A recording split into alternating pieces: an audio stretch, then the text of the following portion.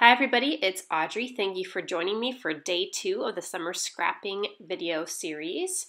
Today my special guest is Caddy Miranda, and I just love the variety in her style. She has so many great pages, lots of different things, and you really need to go check out her videos. I love her videos too, and I love her voice. So go check out her channel and see her process video for day 2 today.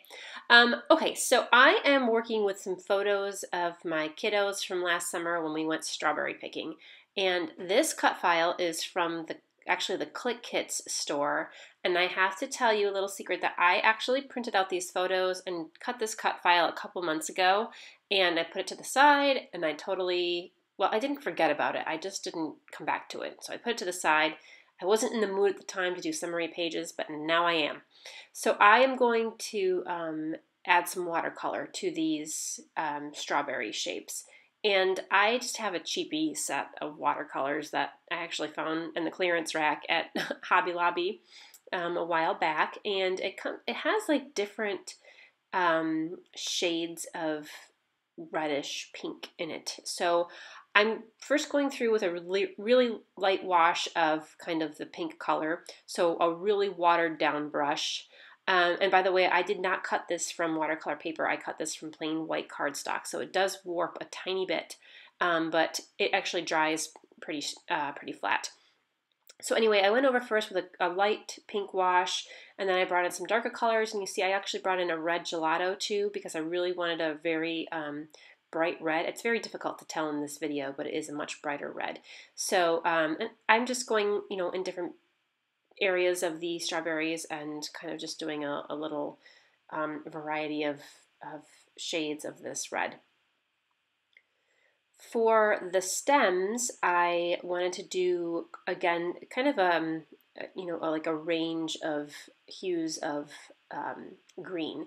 So I use kind of a darker like pine green, and then I have this really bright yellow green. It's almost like a citron gelato, and I definitely wanted to use that color because I absolutely love that citron color.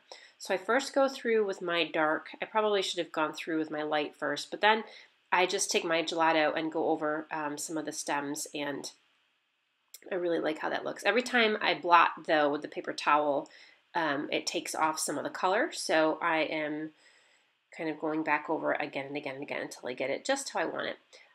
Finally, I just add a little bit more darker green, and then I felt that the berries didn't have enough difference in tone, so I am going to mix a little bit of blue, because blue and the red together make like a little bit of a dark purple, and I'm trying to put a little bit of purple in here, so that blue just does the trick mixed with the red, so a little bit of a dark shade to this. So I really love how these came out. They are so pretty. I love using watercolors. So after this, I went through my stash and pulled out stuff that I thought I wanted to use in this page. So this is just stuff I thought I was going to use on this page.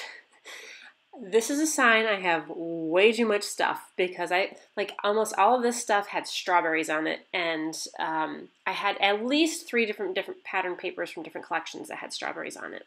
So, oh my gosh, I have way too much stuff. And my thing when I scrap like this and I go through my stash is I do have so much that I spend so much time going through my stuff, and I should just work with, that's why I like working with kits a lot, because I just work with what's in the kit. And anywho, so this background paper, it's from an old Dear Lizzie collection, really old, called Daydreamer, probably 4 or 5 years ago.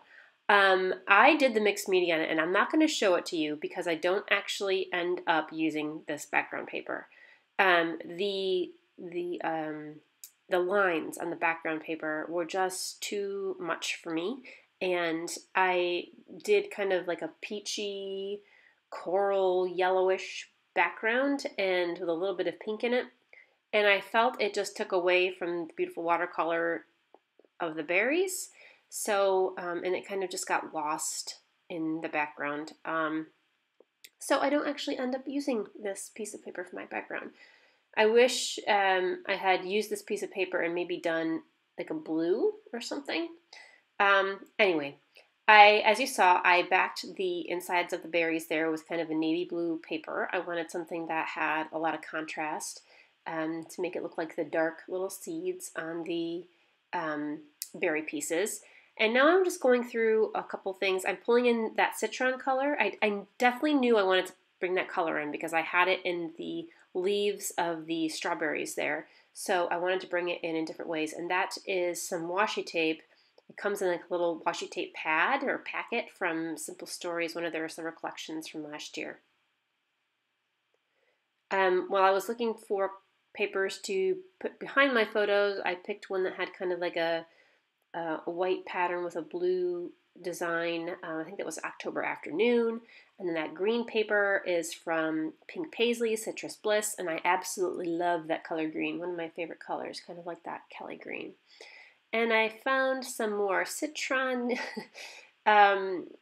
bits that kind of matched. One of those is from, actually I think those are both from a basic gray collection called Prism. So, going through all this stuff, and I am fast forwarding through this really, like going through this really fast because this is a lot of me just going through everything I have and picking out some things that I think are going to go. I decided that I wanted to bring in some red because I really wanted, the berries are really pretty, but they were very pink, and I wish they were a little bit darker. But they're pretty, and I just brought in the red with some other little bits. So there goes that background paper, and obviously I didn't put this on video, but let me tell you, I played around with different backgrounds for a good half hour. Like just going through my stash and looking for papers that I wanted to use. That blue watercolor paper I just put to the side, that was a contender for my background. And I know I just said in my video yesterday that I'm trying to stay away from white backgrounds, but the thing is that it just, the watercolor that I put on those, that die cut on those berries was just getting lost in everything else. So I thought I would make that stand out with the photos and just put it on white background. So there it is. I'm not going to apologize for going back to my white. I like using white background, so it is what it is. So I just added a couple other strips behind the photos there, kind of making a little cluster. I also had a little bit of a difficult time with the shape of this cut file and the shape of my photos, and you'll see here in a minute I actually switched the position of the two photos because there's kind of some empty space in the photo that's on the right now. You can see a little bit of empty space there in the berry patch. And so I put that underneath that one strawberry that's sticking up on the left-hand side. I had thought about cutting this whole cut file apart and taking that top strawberry off and just making a line of strawberries, but I just worked with it the way it was. So I went through my stash and was looking for something else to add to my page, was looking for other pattern paper, and one of my drawers was labeled doilies, amongst other things, and I thought, let me see. So I found these doilies, and I have not used a doily on a page in forever. This is my 96th process video, and I can almost guarantee you that none of my other 95 videos have a doily in them. So I could be wrong about that, but I'm almost 100% sure. So I went through my stash, and lo and behold, I have a ton of doilies, all different shapes and sizes. Some are really thin, some are thicker, like this fancy pants one I just pulled out. So I really liked the little texture that these doilies added to the background. A little bit frilly, kind of goes along with the berry theme idea. I don't know. I was kind of thinking of like Picnic 2 and like I don't know what I was thinking, but I just thought that the doilies just kind of went good with the berries. So something else to add to the background that didn't take away from the colors of the berries, but still provided a little bit more interest and depth there. I found a sticker that said sweet from a collection that actually I just did a page with this collection a couple weeks ago, and the Old Darling collection, and I knew that there was a whole bunch of bits in there that said sweet, so I'm going to use that over there on the doily on the left for my title. And then this part of this process is really just me gluing the things down, getting them organized exactly right and lined up just right, and putting it all down because I'm kind of happy with this design. As you know, if you watch my videos, I work kind of from the top down and I lay everything out first before I glue, and then I kind of start with my top layers and glue those to the layers underneath, and I make little clusters, kind of little piles of elements, and then I'll go back and add them all onto my page. And I usually work this way because I tend to wait till the end to mist or stitch because I want to see what my design is going to be like first, and I want to put the misting, you know, in the right spot where it will be seen, or so it's not covered up by other things. So I get the whole thing lined up before I actually go back and do misting and stitching. I know some people just like when they scrap, I'm so envious of them too because they just go for it and they commit to something right away and they put it, you know, they put it down as soon as they get it out and they find a place, they put it down, they glue it down, and that's where it stays. And I cannot work like that. It just, because inevitably I'll see something that I have to move and it'll drive me crazy if I can't move it. Okay, so I am going to go through and splatter. I use some pink. I use some, it's kind of like a purpley color. I think it's called like coral rose or soft rose. It's not coral rose, it's something rose. And then a red, and that helps bring in those colors and pick up those colors from the watercolor die cuts I did. And I add a little bit of citron as well to bring in that accent color. And so, yeah, these are just obviously typical strawberry picking photos. It was very, very dry last year, and the crops were very bad. So we had to, the berries were very tiny, but the kids still picked a ton, so that they were very small, but we still got a whole bunch of berries. Compared to this year, where it hasn't stopped raining, and now the crops are going to be also bad because we had too much rain. So anyway, super cute pictures of the kids. It was really hot that day too, hot and dry, but the berries were still good. So you can see I stitched over that green striped piece. That piece of paper, by the way, is from October Afternoon.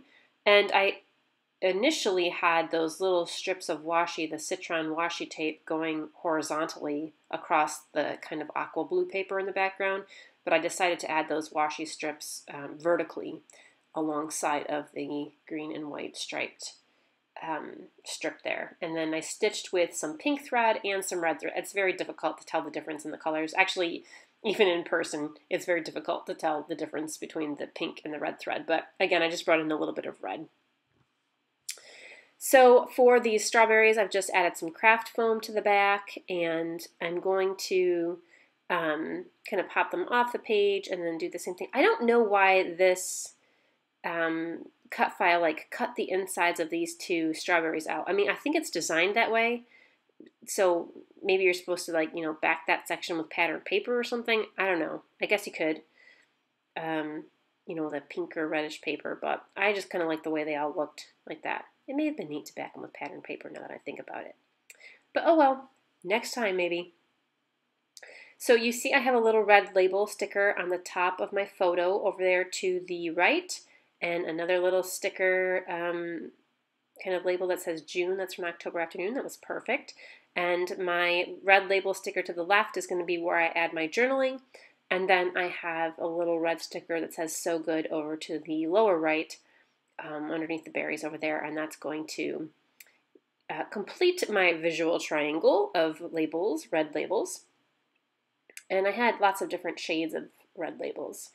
And then I also, these little strawberry stickers or little puffy stickers are also from October Afternoon, and I scattered them kind of on the bottom as well. And again, 3. I always work in odd numbers. I don't know, it's just maybe an aesthetically pleasing thing for me to look at. But I always work in odd numbers, unless I'm doing a page that is actually symmetrical or something, maybe like a grid design. But even then I try to create triangles in my design. So last little bit, I'm just going through, I found these little phrase stickers from Studio Calico. They have a lot to do with like farming and things like that. You can also see I added some wood veneer. Actually, this wood veneer is one of the first things I picked out from this page, and I just left it plain because I liked the way the wood looked.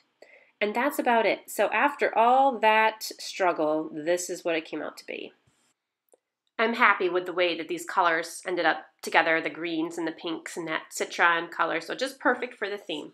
So thank you so much for stopping by for day 2. Lots more to come in the Summer Scrapping Series. Don't forget to stop by Caddy's page and see her layout for today on day 2. And thanks so much, and stay scrappy, friends. I'll see you soon.